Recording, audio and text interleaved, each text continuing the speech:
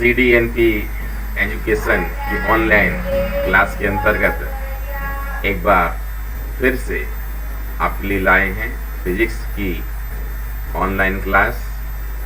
इसके अंतर्गत हमें आज देखना है how to determine intensity of magnetic field due to bar magnet in non axial position.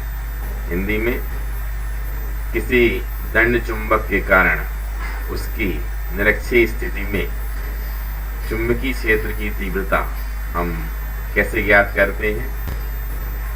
अक्षीय स्थिति मीन्स एक्सियल पोजीशन पिछले दिनों आपने देखी है, ठीक वैसे ही सिमिलर मेथड का यूज करेंगे हम। और नॉन एक्सियल पोजीशन में भी हम इंटेंसिटी निकाल करके आप लोगों को बताएंगे। बहुत ही आसान मेथड का यूज करेंगे। आप लोग फुल कंसंट्रेशन से इस क्लास को अटेंड करें और तैयारी करें, समझें। कोई डाउट्स है तो आप पूछ सकते हैं। तो चलिए चलते हैं बोर्ड पर और देखते हैं कि नॉन एक्सियल पोजीशन में निरक्षीय स्थिति में चुंबकीय क्षेत्र की तीव्रता हम कैसे ज्ञात करते हैं। पिछले दिनों आपने मैग्नेट की एक्सियल पोजीशन देखी थी। आज हमें नॉन एक्सियल पोजीशन देखना है। एक बार हम फिर से शॉर्ट में इस बात को रिपीट करते हैं। एक्सियल पोजीशन का मतलब क्या है और नॉन एक्सियल पोजीशन का मतलब क्या है। ये देखिए, ये एक मैग्नेट है और इस मैग्नेट में अगर हम पोल S और N को ज्वाइन कर दें, ये देखिए, ये है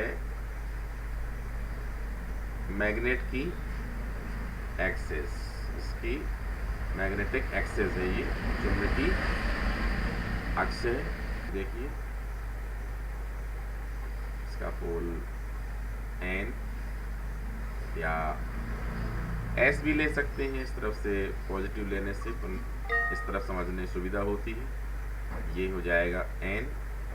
अब ये देखिए, ये जो लाइन है, ये जिसको हमने चुंबकीय अक्ष कहा है, इस चुंबकीय अक्ष में हम कोई पॉइंट लें P।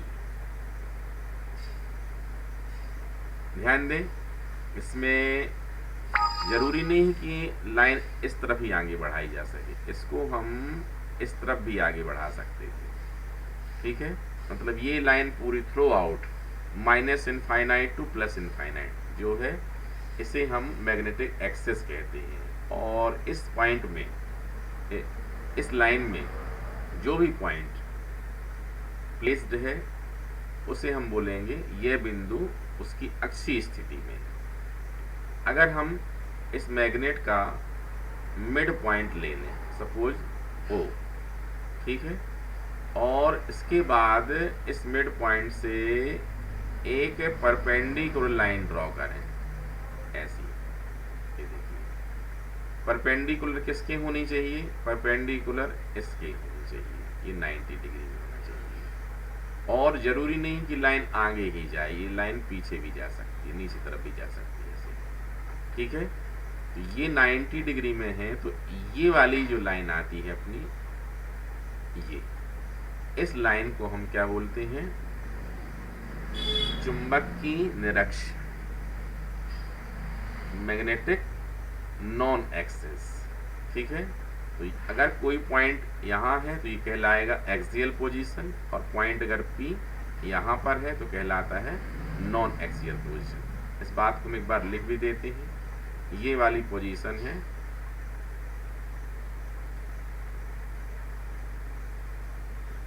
Axial position, axial position. इसके और भी नाम है, एग्जाम में और भी हिसाब से आ सकती है। इसे हम एंड ऑन पोजीशन भी लिखते हैं। एग्जाम में इससे एक्सियल पोजीशन से आ सकता है, एंड ऑन पोजीशन से आ सकता है।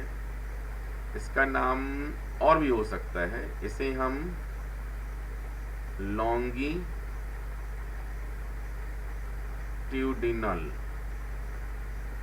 हिंदी वालों को इसे कहा जाएगा अक्षीय स्थिति।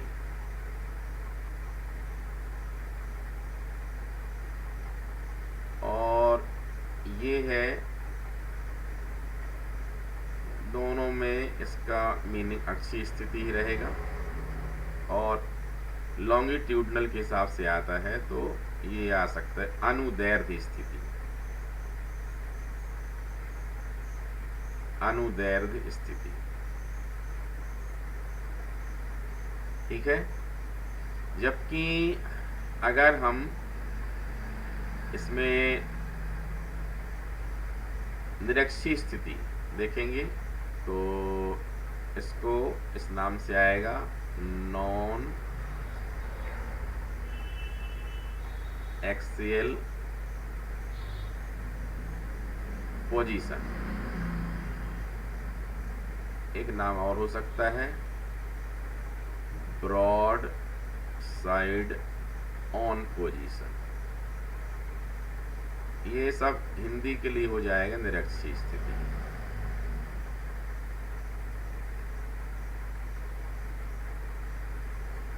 और इसके अलावा इसका नाम इंग्लिश में और हो सकता है ट्रांसवर्स पोजीशन। ट्रांसवर्स अगर हिंदी में आया तो अनुप्रस्थ स्थिति, अनुप्रस्थ स्थिति। ये एग्जाम के हिसाब से आप लोगों को एक्सप्लेन हम कर रहे हैं। पता चला कि आपने सिर्फ अक्षीय स्थिति या निरक्षीय स्थिति के नाम से पढ़ लिया है, लेकिन एग्ज़ाम में दूसरे नाम से भी क्वेश्चन पूछा जा सकता है। ठीक है। वैसे इसको हम एक नाम से और समझ सकते हैं, निरक्षीय वाले को, इसको इक्वाटोरियल, इक्वाटोरियल पोजीशन। ये भूमध्य रेखा, जैसे इक्वेटर कहलाता भूमध्य रेखा, तो ये मैग्नेट को 2 पार्ट में डिवाइड करता है, इसलिए इसको इक्वाटोरियल लाइन, ठीक है, ये हम कह सकते हैं। तो इंग्लिश में 1 देख सकते हैं, इंग्लिश में 1 2 3 4 कि हिंदी में 1 और 2। ठीक है। इसके अलावा जो क्वेश्चन पेपर होता है वह बाईलैंग्वेज होता है, दोनों भाषाओं में होता है। किसी किस्म का डाउट हो तो हिंदी वाले इंग्लिश मीडियम में भी और इंग्लिश मीडियम वाले हिंदी मीडियम में भी पढ़ सकते हैं, देख सकते, समझ सकते हैं, लेकिन क्वेश्चन गलत नहीं होना चाहिए। तो ये हमने आज स्थिति और अच्छे से क्लियर की कि अक्षीय का मतलब क्या होता है और निरक्षीय का मतलब क्या होता है। अब हम चलते हैं अपनी निरक्षीय स्थिति में और देखते हैं कि किसी दंड चुंबक के कारण निरक्षीय स्थिति में चुंबकीय क्षेत्र की तीव्रता कैसे निकालेंगे। ठीक है। Intensity of magnetic field due to bar magnet in non axial position. हाँ, एक बात और यहाँ पर आप लोगों को ध्यान देना है, बार मैग्नेट, बार मैग्नेट या दंड चुंबक, इसके स्थान पर क्वेश्चन में चुंबकीय द्विध्रुव, चुंबकीय द्विध्रुव मैग्नेटिक डायपोल करके भी क्वेश्चन आ सकता है। इसलिए ध्यान रखेंगे, अगर बार मैग्नेट या दंड चुंबक के नाम से नहीं आया तो चुंबकीय द्विध्रुव या डायपोल के नाम से भी आ सकता है। मतलब वही होगा। फिजिक्स में बहुत सारे ऑप्शन होते हैं, किसी भी क्वेश्चन को कई प्रकार से मूव करा सकते हैं और टर्न करके लिख सकते हैं, लैंग्वेज चेंज करके लिख सकते हैं, आप कंफ्यूज हो सकते हैं। इसलिए इतनी सारी स्थिति हमने यहाँ पर आप लोगों को एक्सप्लेन की कि यह क्वेश्चन कैसे कैसे आ सकता है। अब आप खुद समझ सकते हैं क्वेश्चन कितना इम्पोर्टेंट है, कितने टाइप से, कितने तरीकों से पूछा जा सकता है। ठीक है। तो अब चलते हैं निरक्षीय स्थिति को सॉल्व करते हैं। ये देखिए यहाँ पर हमने डायग्राम बनाया है, इसको अच्छे से देखिए। ये है बार मैग्नेट NS और इसमें इसकी डिस्टेंस हमें कल जैसा ही लिखनी पड़ेगी। S से N के बीच की डिस्टेंस कितनी है? ये डिस्टेंस 2L कितनी है? ये 2L। इसको मिड पॉइंट O है, इसको बाइसेक्ट किया 2 पार्ट में। ये वाली लेंथ S तो कहलाएगी L और ON भी कहलाएगी L। ठीक है, मिड पॉइंट से D डिस्टेंस पर पॉइंट P लिया गया है। ठीक है, और यहाँ पर हमें क्या करना है? यहाँ पर हमें intensity of magnetic field find करनी। कहाँ पर? पॉइंट P पर। ठीक है, सिमिलर केस सबसे पहले first intensity of magnetic field due to N pole. N ध्रुव के कारण चुंबकीय क्षेत्र की तीव्रता कहाँ निकालेंगे? P पर निकालेंगे। फिर S ध्रुव के कारण चुंबकीय क्षेत्र की तीव्रता कहाँ पर निकालेंगे? P पर निकालेंगे। Means find intensity of magnetic field at point P, first due to N pole, then second due to S pole. ठीक है, और इसके बाद फिर इनका सम करेंगे, टोटल करेंगे। ठीक है, इसमें मैग्नेटिक फील्ड या इंटेंसिटी ऑफ मैग्नेटिक फील्ड एक वेक्टर क्वांटिटी है, इसलिए यहाँ पर डायरेक्शन की बात विशेष रूप से होगी। इसकी चर्चा थोड़ा रुक के करते हैं। फिर भी हमने यहाँ पर एक एंगल ले लिया थीटा, और यहाँ भी थीटा होगा। अगर ये वाला एंगल थीटा है तो देखिए ये लाइन और ये लाइन, दोनों लाइन पैरेलल है, समानांतर है। अगर दो लाइन कैसी हैं? पैरेलल हैं, तो उनके बीच में जो एंगल बनते हैं, देखिए ये है, ये एंगल क्या होता है? ये एंगल कहलाता अल्टरनेटिव एंगल। एकांतर कोण कहलाते हैं, ये इक्वल होते हैं। ठीक है, इसी प्रकार से कॉरेस्पॉन्डेंस एंगल भी क्या होते हैं? इक्वल होते हैं। मीन्स कॉरेस्पॉन्डेंस कौन से कहलाएंगे? इस तरफ है ये वाला, तो ये वाला भी क्या है? कॉरेस्पॉन्डेंस एंगल है। ठीक है, तो यहाँ पर चेक करिए, ये थीटा जहाँ बन रहा है ये वाला, और ये देखिए ये लाइन और ये लाइन, ये क्या है? पैरेलल। तो ये वाला एंगल बनेगा थीटा, इतना। इस लाइन के ऊपर कितना बनेगा? थीटा। ये थीटा, तो ये कितना होगा? थीटा। ठीक है, क्यों? ये भी इसी साइड में है, इसी साइड ये भी है। सेम साइड बनते हैं तो कॉरेस्पॉन्डिंग एंगल, संगत कोण होते हैं। और लाइन के पलट के बनते हैं तो ये एकांतर कोण होते हैं, अल्टरनेटिव। जैसे ये लाइन देखिए और ये लाइन देखिए। अब इसमें ये बीच में क्रॉस लाइन गई है, तिरक लाइन गई है। इसमें ये एंगल थीटा इस तरफ आ रहा है, जबकि ये वाला थीटा कहाँ आ रहा है? ये वाला आ रहा है। ठीक है, तो ये ऊपर वाला एंगल थीटा हुआ अगर यहाँ पर, तो ये भी कितना होगा? ये भी थीटा होगा, और दोनों मिलाए कितना हो जाएगा? 2 थीटा। इसलिए हमने यहाँ पर लिख दिया है 2 थीटा। ठीक है, तो चलिए इसमें शुरू करते हैं। लिखना पड़ेगा। सबसे पहले क्या करेंगे? इसमें वही लैंग्वेज लिखनी पड़ेगी, कंसीडर। नेक्स्ट पेज में चलने के पहले, लिखने के पहले एक छोटा सा काम और करते हैं, इसकी जरूरत पड़ेगी। यहाँ पर एक ट्राइंगल देखिए, PON, in triangle PON। PON के बदले POS भी हो सकता है।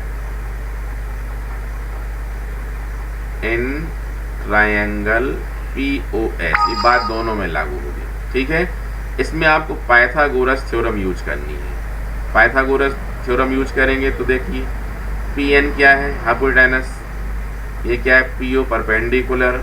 ON क्या है? बेस। मतलब ये कर्ण है, ये लंब है और ये आधार है। Square of hypotenuse means PN square. ठीक है, कर्ण का वर्ग। अब लंब क्या है इसमें, P O square plus base आधार क्या है, ओ एन स्क्वायर, ये देखिए, ठीक है। अब यहाँ पर पी ओ की वैल्यू कितनी है, डी है, मीन्स कितना हो जाएगा, डी स्क्वायर। यहाँ पर ओ एन की वैल्यू कितनी है, एल, तो कितना हो जाएगा ये, एल स्क्वायर। मीन्स यहाँ पर पी एन स्क्वायर की वैल्यू कितनी निकल आई, D square plus L square. Similarly अगर ये वाला ट्राइंगल लेते तो पी के बदले कितना आ जाता, एस आ जाता। इस प्रकार से यही वैल्यू अपनी एस एन स्क्वायर की दी होगी, ठीक है। ये वैल्यू आगे फार्मूले में हमें यूज करनी है, इसलिए याद रखना है पी एन स्क्वायर या एस एन स्क्वायर क्या होगा, D square plus L square. अब इसी ट्राइंगल में फिर से देखो, कॉस थीटा, कॉस थीटा क्या होता है, बेस अपॉन हाइपोटेनस, ठीक है, मतलब आधार बटे कर्ण। आधार क्या है इसका, ओ एन है, और कर्ण क्या है, पी एन, ठीक है। अब ओ एन को देखिए, ओ एन कितना है, एल है, तो यहाँ क्या लिख देंगे, एल। पी एन कितना है, यहाँ से देखिए, पी एन स्क्वायर इतना है, D square plus L square, तो पी एन क्या होगा, रूट लगा देंगे, मीन्स क्या हो जाएगा यहाँ पर, D square plus L square, ठीक है। ये दोनों वैल्यूज हमें आगे यूज करनी है डेरिवेशन में, ठीक है। जब यूज करेंगे तब इसको याद दिलाएंगे, ठीक है। अब चलते हैं नेक्स्ट पेज पर, ये है नेक्स्ट पेज। लास्ट में हम आप लोगों को इसका टेक्स्ट पेज दिखा देंगे, तो उसमें से आप लोग नोट कर लेना। कंसीडर वही N S bar magnet of pole strength M and effective length 2L, ठीक है। We are to find intensity of magnetic field at point D, ठीक है, at point D due to bar magnet NS, मतलब बिंदु P पर चुंबक NS के कारण हमें चुंबकीय क्षेत्र की तीव्रता ज्ञात करनी है, ठीक है। सबसे लिखना पड़ेगा सर्वप्रथम N ध्रुव के कारण बिंदु P पर चुंबकीय क्षेत्र की तीव्रता। First, intensity of magnetic field due to pole N is, ठीक है। क्या होगी वो हम यहाँ पर लिखते हैं। सबसे फर्स्ट में क्या होगा, सावधानी से अच्छे से समझना है। B1 इज इक्वल टू, पिछला क्वेश्चन आपको प्रिपेयर है तो वही ज्यों का त्यों लिखना है, म्यू नॉट अपॉन 4 पाई। अब यहाँ कितना है, पोल स्ट्रेंथ m अपॉन क्या था, पी एन स्क्वायर, कितना होगा, पी एन स्क्वायर। देखना चाहे फिर से दिखा सकते हैं, ये देखिए पी एन स्क्वायर होगी, पी एन स्क्वायर, एस वाले पी एस स्क्वायर होगा, ठीक है। और डायरेक्शन याद रखना वही, एन के लिए अलोंग एन पी, और जबकि एस के लिए डायरेक्शन क्या होगा, अलोंग पी एस, ठीक है। तो आगे लिखते हैं इसमें, ये देखिए। अब यहाँ डायरेक्शन हम लिख सकते हैं, अलोंग एन पी वेक्टर, या हिंदी में एन पी वेक्टर की ओर। अब एन पी या पी एन स्क्वायर की वैल्यू लगाएंगे हम यहाँ पर, देखिए B1 is equal to mu naught upon 4 pi m upon P N square निकाला है अभी हमने, कितना था, D square plus L square. भूल तो नहीं गया, ये देखिए भूल गया हो तो ये लिखा हो, पी एन स्क्वायर कितना है, D square plus L square, ठीक है। तो ये हमने यहाँ पर लिख दिया, और इसको हम बोलेंगे इक्वेशन नंबर फर्स्ट। अब इसी प्रकार से सिमिलरली, इसी प्रकार से इसकी वजह से due to S pole, S ध्रुव के कारण चुंबकीय क्षेत्र की तीव्रता क्या होगी, ये देखिए B2 is equal to mu naught upon 4 pi m upon SP square. Direction क्या होगा इसका, अलोंग पी एस वेक्टर, उल्टा देखना, ये कहाँ से एन से पी जा रहा है और इसमें कहाँ जा रहा है, पी से एस की ओर जा रहा है। ये हिंदी में वही पी एस वेक्टर की ओर। अब पी एस इसकी वैल्यू लगाएंगे, वैल्यू वही होगी जो यहाँ लगाई गई, सेम टू सेम। ये है B2 is equal to mu naught upon 4 pi m upon D square plus L square. ये है इक्वेशन नंबर 2। ठीक है। अब यहां पर एक बात समझनी है, इसको डायग्राम में चलते हैं। पिछले क्वेश्चन में हमने देखा था एक्सियल पोजीशन में कि जो डायरेक्शन है वो जस्ट अपोजिट थी। डायरेक्शन कैसे थे, जस्ट अपोजिट। ये देखिए इस वाले में एक्सियल पोजीशन थी तो क्या था, एन से पी की ओर था, एन से पी की ओर, और दूसरे में क्या था, पी से एस की ओर। मतलब दोनों कैसे थे, परस्पर विपरीत थे। एक एन से पी की ओर है, दूसरा पी से एस की ओर है। मीन्स ये बोथ आर अपोजिट लिखा था अपन ने। लेकिन इस वाले केस में, इस वाले क्वेश्चन में जरा ध्यान से देखिए, इस वाले केस में एन से पी, एन से पी कहाँ जा रहे हैं, ऊपर की ओर। देखिए ये लिखा हमने B1 वेक्टर, मतलब यहाँ से एन से पी एस आ जा रहे हैं। ठीक है। और पी से एस कहाँ जा रहे हैं, ये नीचे तरफ ऐसा आ रहे हैं। मतलब दोनों कैसे हैं, अपोजिट तो नहीं है, दोनों की डायरेक्शन कैसे हैं, डिफरेंट जरूर है, भिन्न भिन्न डायरेक्शन है, लेकिन इनको अपोजिट नहीं कह सकते। तो अगर अपोजिट होता है माइनस कर दिया था, लेकिन यहाँ पर डिफरेंट होने की वजह से हम माइनस करके नहीं निकाल सकते हैं, ना ही ऐड करके निकाल सकते हैं। इसके लिए हमें यूज करना पड़ेगा law of parallelogram of vector, सदिशों के लिए समांतर चतुर्भुज के नियम। वैसे इसके एक मेथड और है, 2 कंपोनेंट मेथड यूज करते हैं, लेकिन आप लोगों के लिए ये मेथड ज़्यादा बेहतर रहेगी, आसान लगेगी, इसलिए हम आप लोगों को इस वेक्टर मेथड से इस क्वेश्चन को सॉल्व कर रहे हैं। आप लोगों ने 11th क्लास में अगर देखा है तो उसको हम यहाँ पर एक बार करके बताते हैं, इसको देखिए। आपने देखा होगा ऐसा, ये है एक वेक्टर और एक वेक्टर ये है। ये देखिए ये P वेक्टर और ये Q वेक्टर। इसको हमने होमवर्क में भी दिया था कि पढ़ के आना है। इसको टेलीग्राम चैनल में हमने मैसेज डाला था कि इस फार्मूले की ज़रूरत पड़ेगी, कल आप लोग पढ़ के आएंगे। फिर भी देख सकते हैं, शॉर्ट में बता देते हैं संक्षेप में।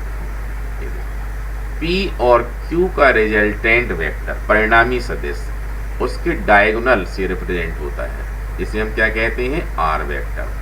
और ये R वेक्टर के लिए फार्मूला आप लोगों ने पढ़ा था, मॉड ऑफ R वेक्टर का स्क्वायर, या डायरेक्ट लिख सकते हैं R स्क्वायर यहाँ पर, क्योंकि ये ओनली मैग्नीट्यूड है, परिमाण है। तो ये लिखेंगे R square is equal to P square plus Q square plus 2PQ cos, ये बीच वाला एंगल जितना भी हो, यहाँ अल्फा अगर ले लें तो ये अल्फा। और अगर यहाँ पर स्क्वायर ना हो, स्क्वायर हटा दिया जाए तो क्या हो जाएगा, फिर वो कन्वर्ट हो जाएगा रूट में।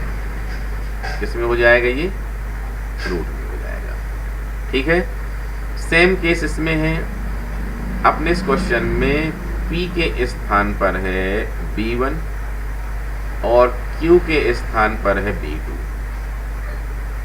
और R जो निकालना है उसके स्थान पर लेंगे कितना, B, और जो अल्फा एंगल इनमें आ रहा है अपने वाले क्वेश्चन में एंगल कितना है, 2 थीटा।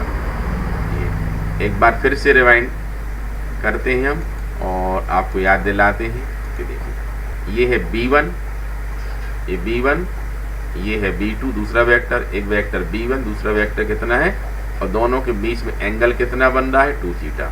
और ये डायगोनल वाला वेक्टर कौन सा है, ये बी वेक्टर है। ठीक है, इस प्रकार से अपने इस क्वेश्चन में कैसा होगा, अपने क्वेश्चन में आ जाएगा b is equal to,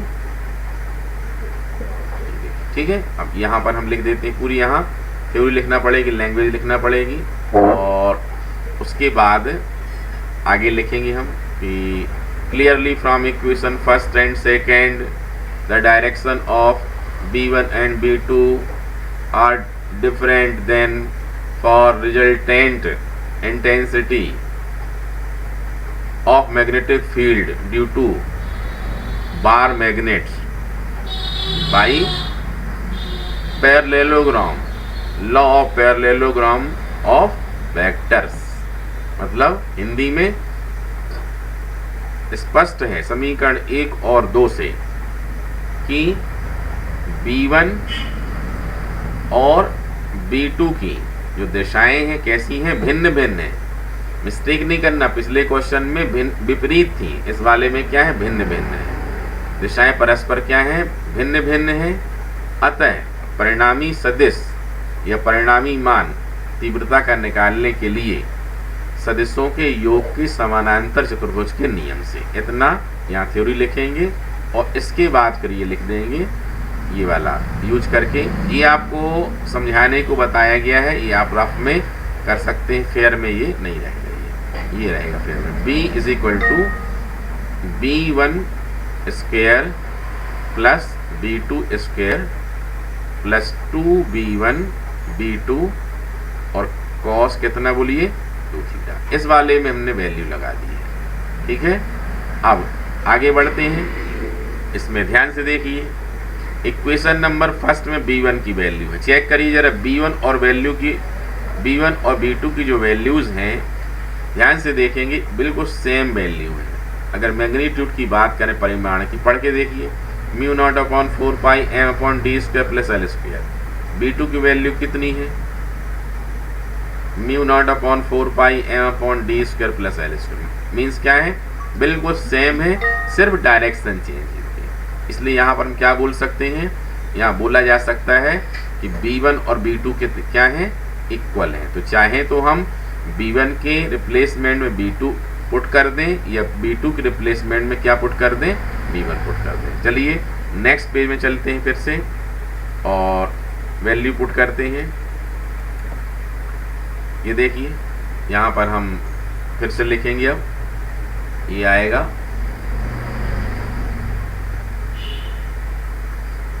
b is equal to root of कितना था, b1 स्क्वेयर, ये हमने लिख दिया b1 स्क्वेयर।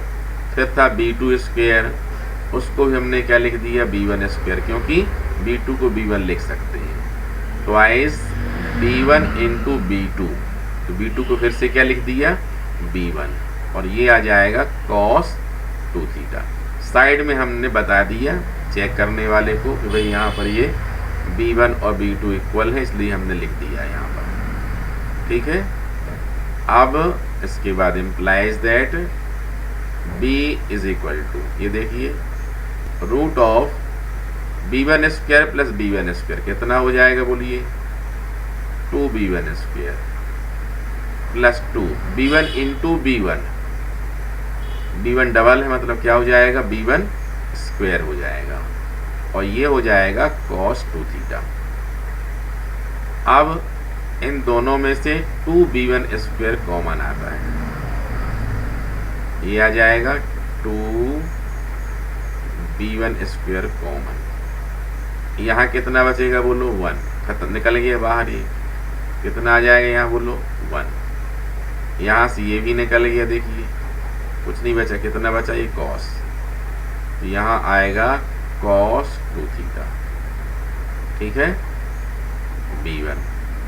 और देखिए यहाँ पर b is equal to root of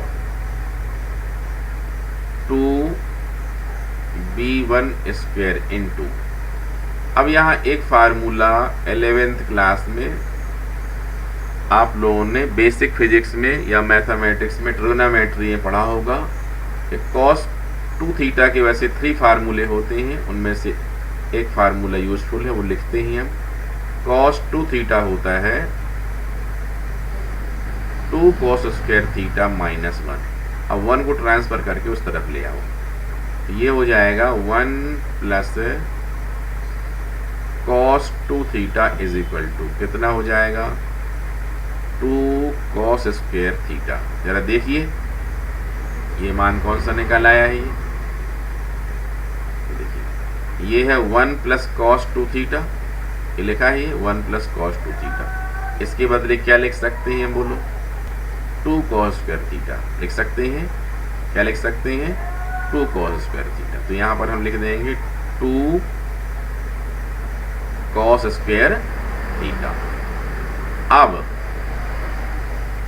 b is equal to 2 into 2 4 होता है, 4 का रूट कितना निकल आएगा बोलो 2, रूट के बाहर। b1 स्क्वायर का रूट कितना निकल आएगा, स्क्वायर हट जाएगा, b1 बचेगा। cos स्क्वायर का रूट कितना निकल आएगा, ओनली cos। ये देखिए ये आया कितना 2b1 cos थीटा। अब यहाँ पर वैल्यू पुट करनी है पुरानी वाली जो हमने शुरू में निकाली थी। ये देखिए आ जाता है b इज इक्वल टू 2।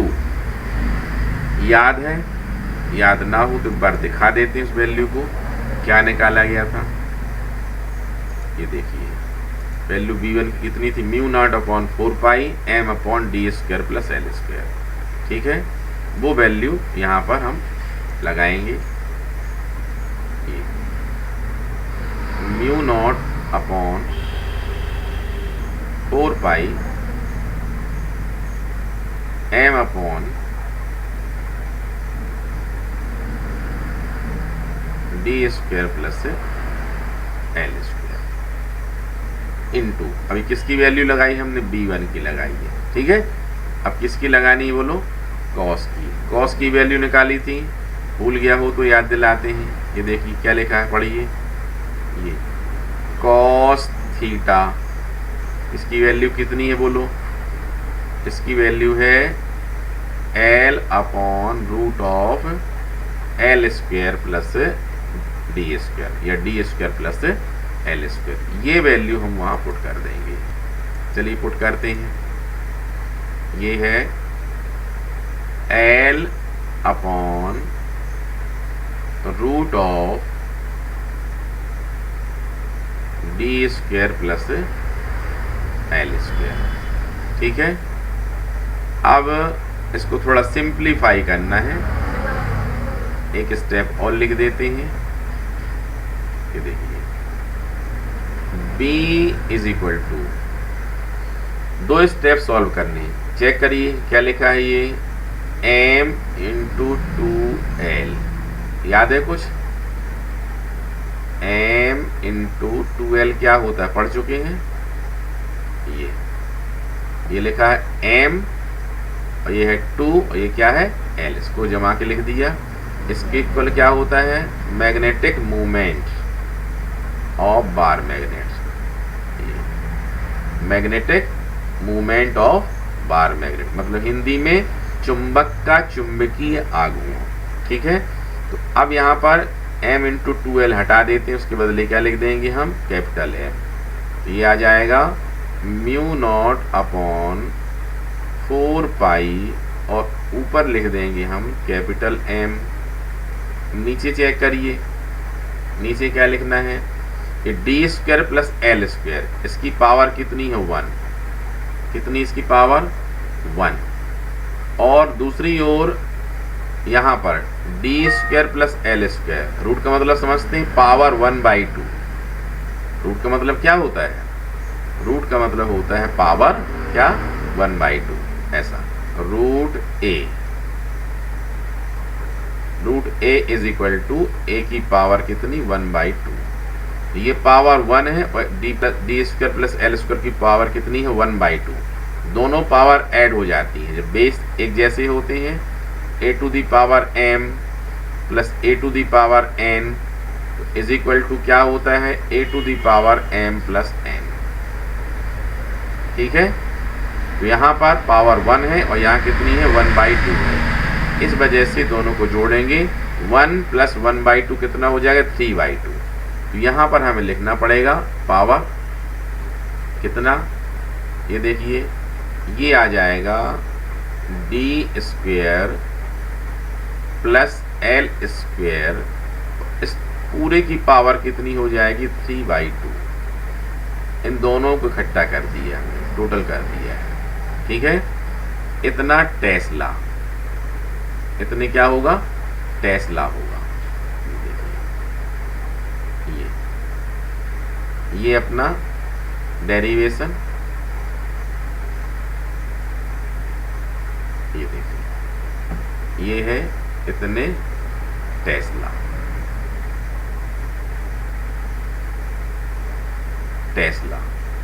ठीक है। वेयर बताना पड़ेगा, वेयर m = m × 2l, चुंबक का चुंबकीय आघूर्ण। पर्टिकुलर केस विशेष परिस्थिति, वही मान लें हम l बहुत छोटा हो, मोर लेस देन d, तो l को क्या कर देंगे नेगलेक्ट कर देंगे, 0 मान के ड्रॉप कर देंगे। तो कितना आ जाएगा d²। चेक करिए d² की पावर कितनी 3/2, 2 से 2 क्या हो जाएगा कैंसिल, तो आ जाएगा d³। ठीक है, ऐसा साइड में लिख के बता देते हैं हम, ऐसा इसी में लिख देते हैं, चलो स्टेप और लग जाएगा। b = μ0/4π और m/ कितना d² की पावर कितनी 3/2। ठीक है, अब ये 2 से 2 क्या हो जाएगा कैंसिल हो जाएगा, ये तो आ जाएगा अपना b = μ0/4π m/d³। ठीक है, ये यहाँ पर अपन ने निकाल लिया। ये देखिए इतने क्या होगा टेस्ला। यूनिट बार बार रिपीट करते हैं हम, टेस्ला जरूर लिखना है। इस प्रकार से ये है intensity of magnetic field due to bar magnet in non axial position और ब्रॉड साइड ऑन पोजीशन और इक्वेटोरियल और ट्रांसवर्स पोजीशन। हिंदी में किसी दंड चुंबक के कारण उसकी निरक्षीय स्थिति में चुंबकीय क्षेत्र की तीव्रता, निरक्षीय स्थिति या अनुप्रस्थ स्थिति में चुंबकीय क्षेत्र की तीव्रता। और आपकी सुविधा के लिए इसका पूरा कंप्लीट टेक्स्ट में लिखा हुआ क्वेश्चन हम डिस्प्ले कर रहे हैं। आप लोग वीडियो को पास करके इसको नोट कर लेंगे, ये पूरा लिखा हुआ है।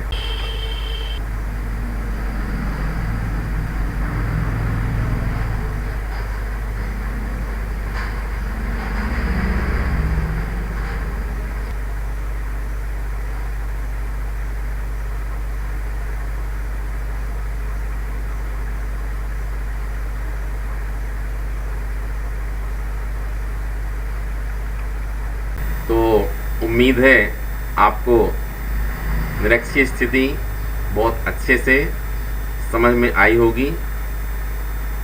नॉन एक्सियल पोजीशन में आपने इंटेंसिटी फाइंड किया और हम उम्मीद करेंगे आप लोग ये दोनों ही क्वेश्चन बहुत अच्छे से तैयार करें और उनको लिख के ज़रूर देखें। जब तक आप लिख के नहीं देखेंगे, बिना देखें, तब तक वो कन्फर्म नहीं होगा कि आपसे बनता है या नहीं बनता है। इसलिए लिखना ना भूलें, वो ही ऑनेस्टी के साथ पूरा क्वेश्चन अच्छे से लिखिए। भूलना नहीं चाहिए, भूलता है बार बार लिखिए। जब तक आप उस क्वेश्चन को लिखते जाएं, जब तक वो पूरे बिना देखे ना बने। ठीक है, और फुल कंसंट्रेशन से पढ़िए और अपना ध्यान रखिए। Take care. आज के लिए इतना ही, कल फिर से मिलेंगे।